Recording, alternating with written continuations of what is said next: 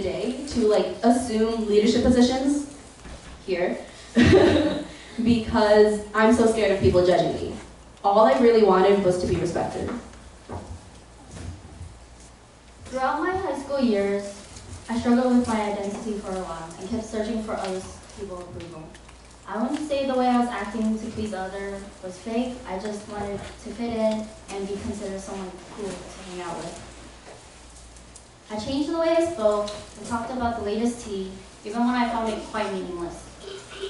I basically created a new persona of myself just so people could like me. I just wanted to be liked. Okay, so if you guys forgot who we are already, I'm Kathy. I'm Emily. And so today our lesson is on is it better to be liked or respected?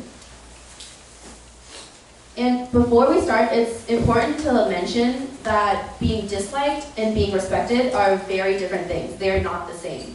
Just because someone doesn't like you, that doesn't automatically mean that they respect you. That doesn't make sense, and that's just not how it works. The ideal situation is to be liked and respected. As we enter into adulthood, the importance of being liked fades. But before we delve deeper into the topic, we should know what the two terms mean. So does anybody want to give a definition of what it is to be liked and to be respected? By the way, you guys get candy.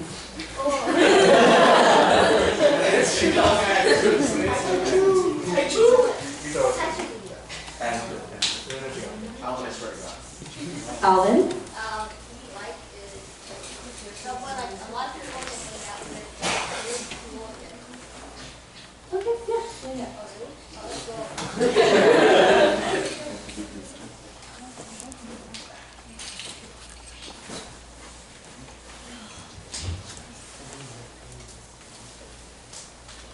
Okay, Tim?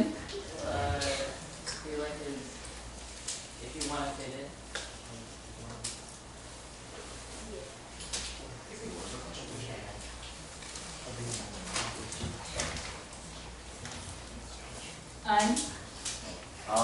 To be respected is to have. I'll do it.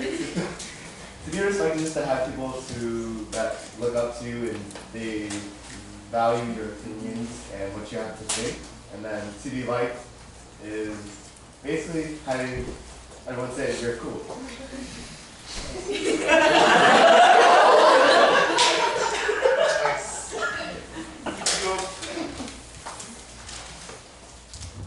So like what Alvin and Tim were saying, to be liked is to find agreeable, enjoyable, or satisfactory. When you are liked by people, you feel like you belong. Okay, definition of being respected. Respected. To admire someone or something deeply due to their ability, quality, or achievements. So basically, they're like a mentor to you. So this is my cousin. His name is Huang, and I really respect him because he can always smile through the hard times, and I really love him for that. And this person you see me with over here was my 10th grade AP history teacher, and he was just someone that you could talk to no matter what. Like, I loved talking to him, asking him questions. He was super like open, and I could always feel comfortable when I was talking to him. I really hope that I'm someone like him when I grow up.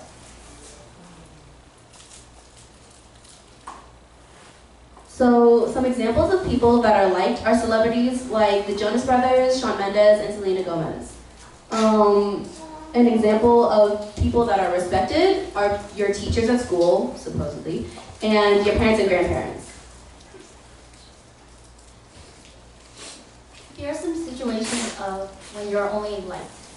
So first, it may lead you to becoming a pushover. That means you bend over backwards for everybody you need. So you get validation from others, not from yourself. And you also have to lack the dependability to lead others, because you can't think for yourself. If you can't think for yourself, then how are you going to create ideas for your team? And also, you don't have the ability to improve yourself, because you're too focused on the people around you. And if you were to improve yourself, it would be superficial in that You're doing it to please others, not for yourself and not for your own goals. Oh. And here are some benefits of being liked. So people enjoy being around you, but that only applies to the immediate people near you. And people will most likely return the favor when you act with kindness. When you're genuinely kind to people, people are genuinely kind to you. But that doesn't mean you should expect anything back when you are kind to someone. And it simply makes you feel good. Respect lasts longer than being liked because it's based on reason instead of others' emotions. Emotions are really fickle and people can change them like that.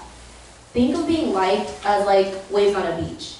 They come and go really quickly, and that's because of things and situations that you don't have any control over.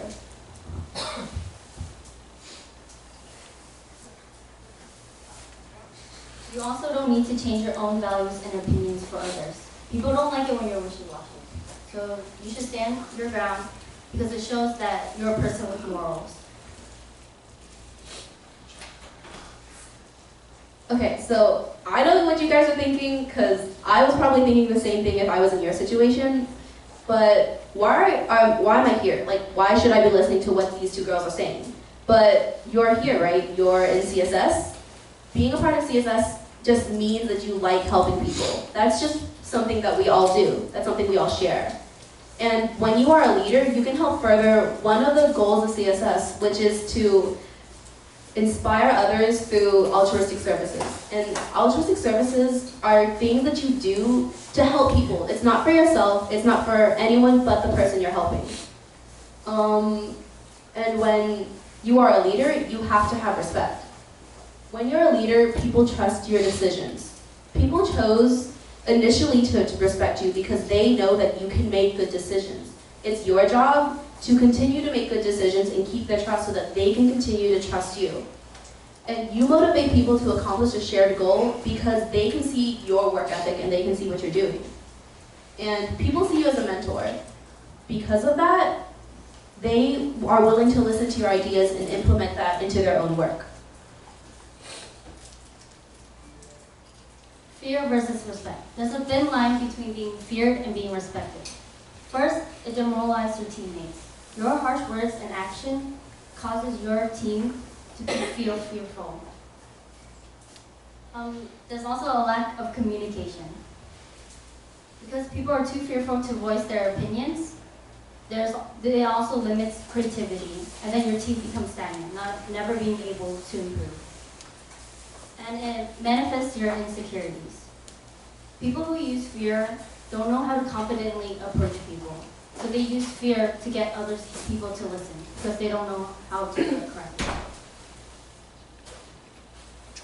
Okay, so how do you respect? That's like kind of hard, because it's so hard for me.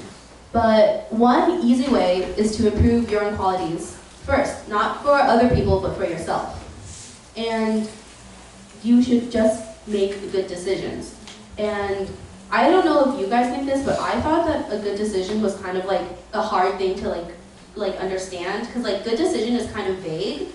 But me and Emily came up with a definition that we think really works. A good decision is something that positively affects people, includes others, and involves self-awareness. Don't be a decision-making authority simply because it makes you feel good. Be open to help and be open to support. Now, a bad decision, obviously, is just the opposite of a good decision. But there's a difference between a bad decision and a mistake. A mistake is something done unintentionally. You didn't mean to do that. But a bad decision is something done intentionally and usually without regard for the consequences. And what that means is that you knew all the risks, you knew all the hazards, you knew that bad things were going to happen if you did that thing. And you did it anyways because you didn't care. And being proactive. Be the first one to take the first step. Don't wait for others to tell you what to do. And learn to say no. You should stand up and advocate for yourself. You don't have time to do everything. And then respect others. If you respect others, people will respect you. Remember the golden rule. Treat others like you want to be treated. People the way you want to be treated. And lastly, don't try to please everyone. Everyone has an opinion over what you're doing and what you're saying, so don't try to listen to them all the time. But it's important as a leader, it's important to listen to others people's opinions and respect them as well. Conclusion. If you have to choose between being liked or being respected, always strive for respect. Being liked is fleeting, but when you're respected, you can do so much more. And so here's a quote me and Emily found that we think makes up the point of our lesson. There will be times in your life when you have to choose between being loved and being respected. Always pick being respected. That love without respect was always fleeting, but that respect could grow into real, lasting love.